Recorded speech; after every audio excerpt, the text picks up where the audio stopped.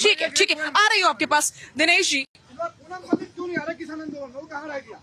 दिनेश जी, एक बात जनता के बीच से उठी है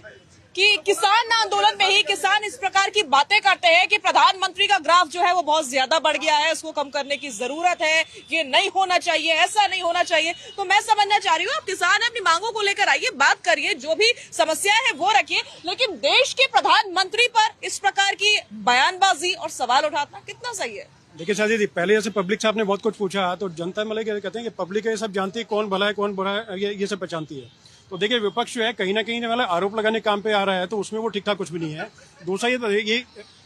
ये देखिए कि जैसे जो लोग अगर जो मांग उठा रहे हैं, कुछ भी कर रहे हैं, किसान है, किसानों का स्वागत है, दिल्ली का सारा देश उनका है, और जहां पर देखिए उम्मीद होती है वहीं पर आदमी मांगने के लिए आता है। ऐसे मांगने के लिए उनका जायज हक जो भी है, तो वो सब चीजें बल्कि तो देखिए दूसरा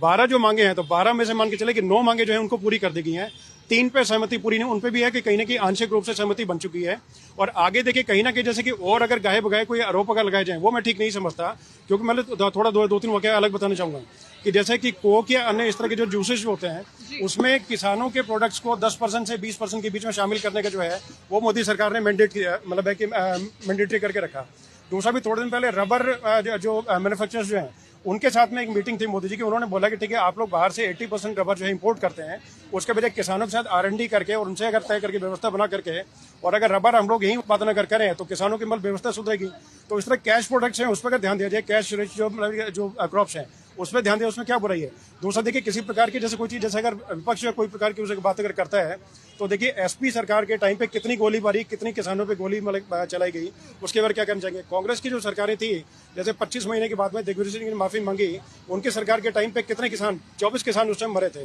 300 मतलब जो किसानों को गोलियां चली, काफी किसान घायल हुए, उस बारे में क्या करना चाहेंगे। अभी संदेश खाली के अंदर जो है किसान जो है उनके पर मतलब कि गोलीबारी तो छोड़िए, मतलब इस तरह के मतलब जो आंदोलन में किया गया कि ठीक है उनके महिलाओं को परेशान किया गया, जैसे कि उनके मछली पालन जो उत्पादक थे उनको परेशान किया गया, उनकी जो खेती थी उसको खराब किया गया। तो अपने तरीके से आप लोग किसानों के साथ में अगर शामिल अगर हो रहे हैं तो सिर्फ एक मतलब कि आरोप लगाने के लिए राजनीतिक एजेंडा नहीं है ये, इनको